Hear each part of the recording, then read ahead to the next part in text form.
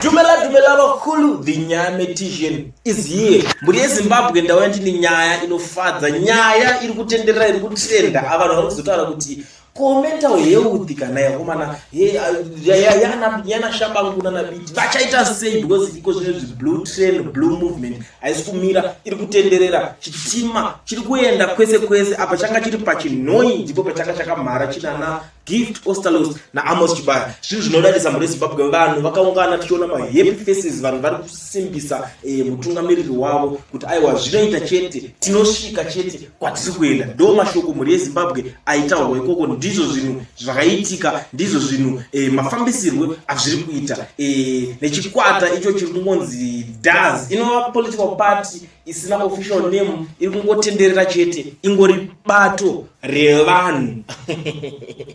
Asi muri Zimbabwe chinhu chiri kunyatsa kunakidza vanhu apa ndechekuti nekuti unoona masellouts aya vanakana 1 chavari kuita chiri kumboti chatichaonekwa iko zvino, so vanhu vanenge vachida kuona masellouts achizosafa, masellouts achizoita ndigirikini inoflopa seyana muonzora aimbova politician. Asi iko zvino zvamenenge akuita nezvei akatonzi pandigirikini papo akambenga akuda kutoita tuckshop kana kuti kutochengeta huku zvake. Ndizvo zvinofadza muri Zimbabwe kuona blue movement ichienderera mberi. Ndo zvinhu zvakaitika current, ndo situation yakaitika nezuro chitima cheblue chichitenderera nevanhu.